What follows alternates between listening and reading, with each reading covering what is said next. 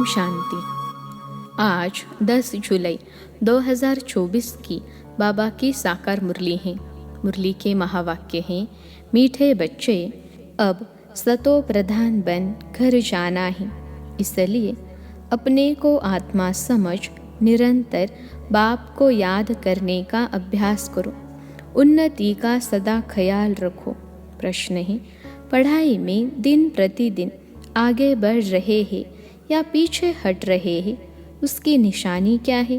उत्तर है, पढ़ाई में अगर आगे बढ़ रहे हैं तो हल्केपन का अनुभव होगा, बुद्धि में रहेगा यह शरीर तो छी छी है, इसको छोड़ना है, हमको तो अब घर जाना है, दैवी गुण धारण करते जाएंगे। अगर पीछे हट रहे हैं तो चलन से आसुरी गुण दिखाई देंगे, चलते फिरते बाप की याद नहीं रहेगी, वह फूल बन सबको सुख नहीं दे सकेंगे। ऐसे बच्चों को आगे चल साक्षात्कार होंगे, फिर बहुत सजाएं खानी पड़ेंगी। ओम शांति। बुद्धि में यह ख्यालात रहे कि हम सतो प्रधान आए थे, रूहानी बाप रूहानी बच्चों को समझाते हैं। यहाँ सब बैठे हैं, कोई तो देह अभिमानी है और कोई देही अभिमानी होंगे, कोई सेकंड में देह अभिमानी और सेकंड में देही अभिमानी होते रहेंगे। ऐसे तो कोई कह न सके कि हम सारा समय देही अभिमानी हो बैठे हैं। नहीं, बाप समझाते हैं, कोई समय देही अभिमानी, कोई समय देह अभिमान में होंगे। अब बच्चे यह तो जानते हैं, हम आत्मा इस शरीर को छोड़ जाएंगे अपने घर, बहुत खुशी से जाना है। सारा दिन चिंतन ही यह करते हैं, हम शांति धाम जाए, क्योंकि बाप ने रास्ता तो बताया है और लोग कभी इस विचार से नहीं बैठते होंगे। यह शिक्षा किसको मिलती ही नहीं है, ख्याल भी नहीं होगा। तुम समझते हो यह दुख धाम है।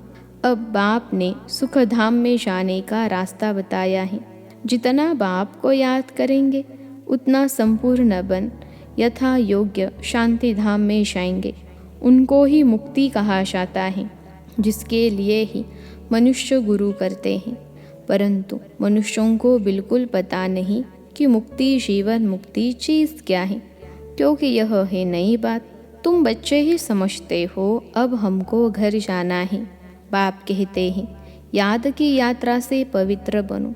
तुम पहले पहले जब आए श्रेष्ठाचारी दुनिया में तो सतो प्रधान थे, आत्मा सतो प्रधान थी। कोई के साथ कनेक्शन भी पीछे होगा, जब गर्भ में जाएंगे तब संबंध में आएंगे। तुम जानते हो अभी यह हमारा अंतिम जन्म है, हमको वापिस घर जाना है। पवित्र बनने बिगर हम जा नहीं सकेंगे। ऐसे ऐसे अंदर में बातें करनी चाहिए, क्योंकि बाप का फरमान है, उठते बैठते चलते फिरते बुद्धि में यही ख्यालात रहे कि हम सतो प्रधान आए थे, अब सतो प्रधान बनकर घर जाना है। सतो प्रधान बनना है बाप की याद से, क्योंकि बाप ही पतित पावन है। हम बच्चों को युक्ति बताते हैं कि तुम ऐसे पावन हो सकेंगे। सारे सृष्टि के आदि मध्य अंत को तो बाप ही जानते हैं और कोई अथॉरिटी है नहीं। बाप ही मनुष्य सृष्टि का बीज रूप है। भक्ति कहाँ तक चलती है यह भी बाप ने समझाया है। इतना समय ज्ञान मार्ग, इतना समय भक्ति, यह सारा ज्ञान अंदर में टपकना चाहिए। जैसे बाप की आत्मा में ज्ञान है, तुम्हारी आत्मा में भी ज्ञान है। शरीर द्वारा सुनते और सुनाते हैं, शरीर बिगर तो आत्मा बोल न सके। इसमें प्रेरणा व आकाशवाणी की बात होती नहीं। भगवानुवाच है तो जरूर मुख चाहिए, रथ चाहिए। गधे घोड़े का रथ तो नहीं चाहिए। तुम भी पहले समझते थे कलयुग अभी 40,000 वर्ष और चलना है। अज्ञान नींद में सोए पड़े थे, अब बाबा ने जगाया है। तुम भी अज्ञान में थे, अब ज्ञान मिला है। अज्ञान कहा जाता है भक्ति को। अब तुम बच्चों को यह ख्याल करना है, हम अपनी उन्नति कैसे करें, ऊंच पद कैसे पाए, अपने घर जाकर फिर नई राजधानी में आकर ऊंच मर्तबा पाए। उसके लिए है याद की यात्रा। अपने को आत्मा तो ज़रूर समझना है। हम सब आत्माओं का बाप परमात्मा है। यह तो बहुत सिंपल है, परंतु मनुष्य इतनी बात को भी नहीं समझते। तुम समझा सकते हो कि यह है रावण राज्य, इसलिए तुम्हारी बुद्धि भ्रष्टाचारी बन गई है। मनुष्य समझते हैं जो विकार में नहीं जाते हैं वह पावन है, जैसे सन्यासी हैं। बाप कहते हैं वह तो अल्पकाल के लिए पावन बनते हैं। दुनिया तो फिर भी पतित है ना। पावन दुनिया है ही सतयुग। पतित दुनिया में सतयुग जैसा पावन कोई हो नहीं सकता। वहाँ तो रावण राज्य ही नहीं, विकार की बात ही नहीं। तो चक्र लगाते घूमते फिरते बुद्धि में यह चिंतन रहना चाहिए, बाबा में यह ज्ञान है ना। ज्ञान सागर है तो ज़रूर ज्ञान टपकता होगा। तुम भी ज्ञान सागर से निकली हुई नदियाँ हो। वह तो एवर सागर ही हैं, तुम एवर सागर नहीं हो। तुम बच्चे समझते हो हम तो सब भाई भाई हैं। तुम बच्चे पढ़ते हो, वास्तव में नदियों आदि की बात नहीं। नदी कहने से गंगा जमुना आदि कह देते हैं। तुम अभी बेहद में खड़े हो। हम सब आत्माएं एक बाप के बच्चे भाई भाई हैं। अभी हमें वापिस घर जाना है, जहाँ से आकर शरीर रूपी तख्त पर विराजमान होते हैं। बहुत छोटी आत्मा है, साक्षात्कार होने से समझ न सके। आत्मा निकलती है तो कभी कहते हैं माथे से निकली, आँखों से, मुख से निकली। मुख खुल जाता। आत्मा शरीर छोड़ चली जाती है तो शरीर जड़ हो जाता है। यह ज्ञान है। स्टूडेंट की बुद्धि में सारा दिन पढ़ाई रहती है। तुम्हारे भी सारा दिन पढ़ाई के ही ख्यालात चलने चाहिए। अच्छे अच्छे स्टूडेंट के हाथ में सदैव कोई न कोई किताब रहती है, पढ़ते रहते हैं। बाप कहते हैं तुम्हारा यह अंतिम जन्म है। सारा चक्र लगाकर अंत में आए तो बुद्धि में यही सिमरन रहना चाहिए। धारणा कर औरों को समझाना चाहिए। कोई को तो धारणा होती ही नहीं। स्कूल में भी नंबरवार स्टूडेंट होते हैं, सब्जेक्ट भी बहुत होती हैं। यहाँ तो सब्जेक्ट एक ही है, देवता बनना है। यही पढ़ाई का चिंतन चलता रहे। ऐसे नहीं पढ़ाई भूल जाए, बाकी और ख्यालात चलते रहें। धंधे वाला होगा, अपने धंधे के ही ख्यालात में लगा रहेगा। स्टूडेंट पढ़ाई में ही लगा रहेगा। तुम बच्चों को भी अपनी पढ़ाई में रहना है। कल एक निमंत्रण पत्र आया था इंटरनेशनल योग कॉन्फ्रेंस का। तुम उन्हों को लिख सकते हो। तुम्हारा तो यह है हठ योग। इसकी एम ऑब्जेक्ट क्या है, इससे फ़ायदा क्या होता है। हम तो राजयोग सीख रहे हैं। परमपिता परमात्मा जो ज्ञान सागर है, वह रचयिता हमको अपना और रचना का ज्ञान सुनाते हैं। अब हमको वापिस घर जाना है। मन मना भव, यह है हमारा मंत्र। हम बाप को और बाप द्वारा जो वर्षा मिलता है उसको याद करते हैं। तुम यह हठयोग आदि करते आए हो, इसकी एम ऑब्जेक्ट क्या है। हमने अपना तो बताया कि हम यह सीख रहे हैं। तुम्हारे इस हठयोग से क्या मिलता है, ऐसा रिस्पॉन्ड नटशेल में लिखना है।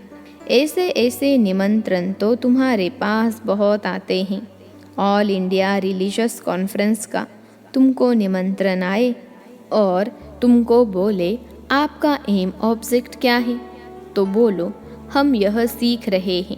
अपना ज़रूर बताना चाहिए। क्यों, यह राजयोग तुम सीख रहे हो। बोलो हम यह पढ़ रहे हैं। हमको पढ़ाने वाला भगवान है। हम सब ब्रदर्स हैं। हम अपने को आत्मा समझते हैं। बेहद का बाप कहते हैं अपने को आत्मा समझ, मामेकम याद करो तो तुम्हारे पाप कट जाएंगे। ऐसी ऐसी लिखत बहुत अच्छी रीति छपा कर रख दो। फिर जहाँ जहाँ कॉन्फ्रेंस आदि हो वहाँ भेज दो। कहेंगे यह तो बहुत अच्छे कायदे की बात सीखते हैं। इस राजयोग से राजाओं का राजा, विश्व का मालिक बनते हैं। हर 5000 वर्ष बाद हम देवता बनते हैं, फिर मनुष्य बनते हैं। ऐसे ऐसे विचार सागर मंथन कर फर्स्ट क्लास लिखत बनानी चाहिए। उद्देश्य तुमसे पूछ सकते हैं तो यह छपा हुआ रखा हो। हमारी एम ऑब्जेक्ट यह है। ऐसे लिखने से टेम्पटेशन होगी। इसमें कोई हठ योग व शास्त्रार्थ करने की बात नहीं। उनको शास्त्रार्थ का भी कितना अहंकार रहता है। वे अपने को शास्त्रों की अथॉरिटी समझते हैं। वास्तव में तो वह पुजारी हैं। अथॉरिटी तो पूज्य को कहेंगे, पुजारी को क्या कहेंगे। तो यह क्लियर कर लिखना चाहिए।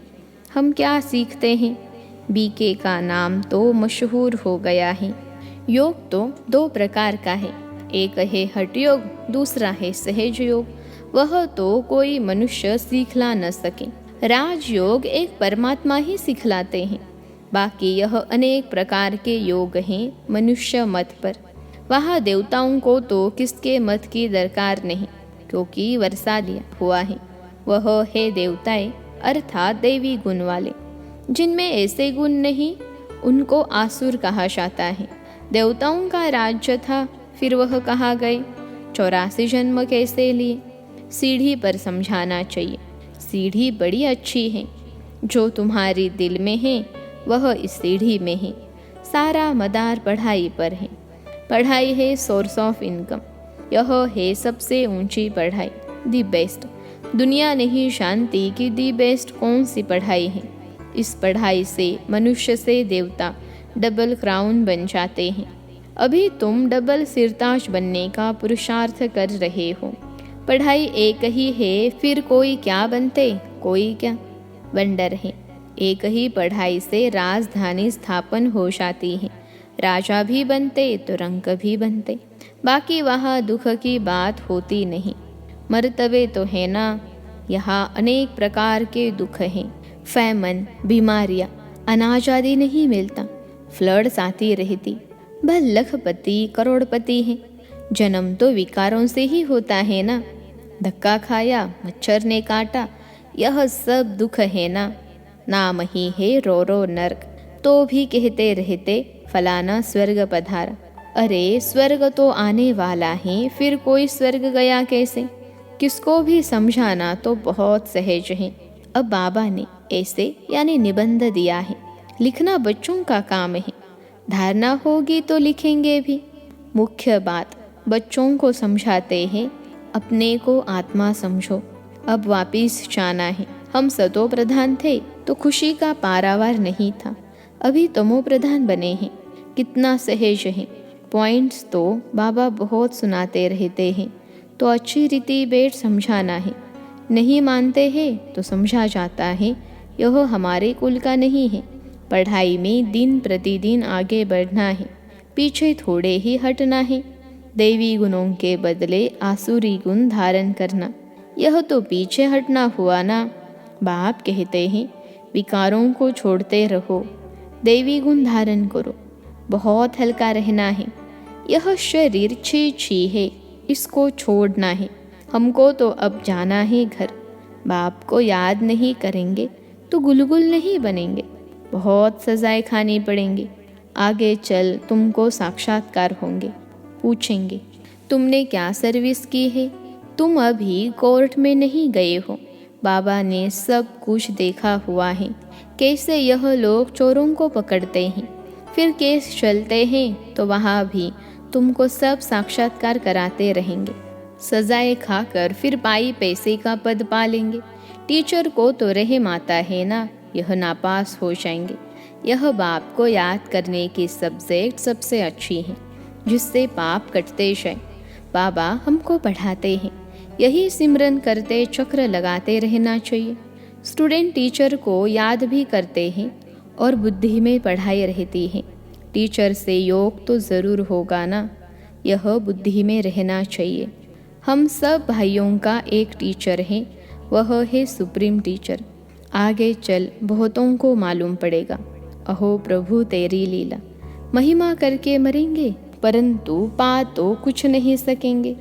देह अभिमान में आने से ही उल्टे काम करते हैं। देही अभिमानी होने से अच्छा काम करेंगे। बाप कहते हैं अब तुम्हारी अवानप्रस्थ अवस्था है, वापिस जाना ही पड़ेगा। हिसाब किताब चुकतू कर सबको जाना है, चाहे व न चाहे जाना ज़रूर है। एक दिन ऐसा भी आएगा जो दुनिया बहुत खाली हो जाएगी, सिर्फ भारत ही रहेगा। आधा कल्प सिर्फ भारत ही होगा तो कितनी दुनिया खाली होगी। ऐसा ख्याल कोई के बुद्धि में नहीं होगा सिवाय तुम्हारे। फिर तो तुम्हारा कोई दुश्मन भी नहीं होगा। दुश्मन आते हैं क्यों? धन के पिछाड़ी।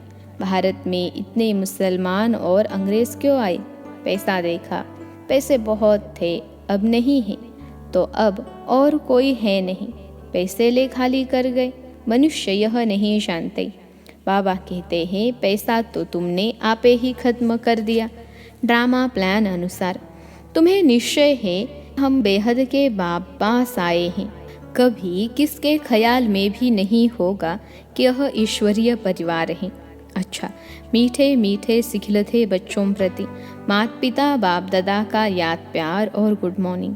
रूहानी बाप की रूहानी बच्चों को नमस्ते। हम रूहानी बच्चों की सिखलते रूहानी माता पिता बाप दादा को याद प्यार, गुड मॉर्निंग और नमस्ते बाबा नमस्ते। धारणा के लिए मुख्य सार। पहली पॉइंट है, चलते फिरते बुद्धि में पढ़ाई का चिंतन करना है। कोई भी कार्य करते बुद्धि में सदा ज्ञान टपकता रहे। यह दी बेस्ट पढ़ाई है, जिसे पढ़कर डबल क्राउन बनना है।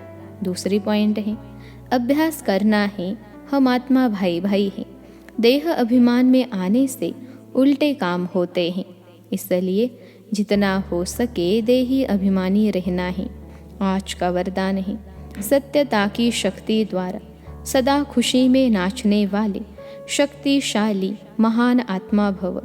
सत्यता की शक्ति द्वारा सदा खुशी में नाचने वाले शक्तिशाली महान आत्मा भव। विश्लेषण है, कहा जाता है सच तो बिठो नच।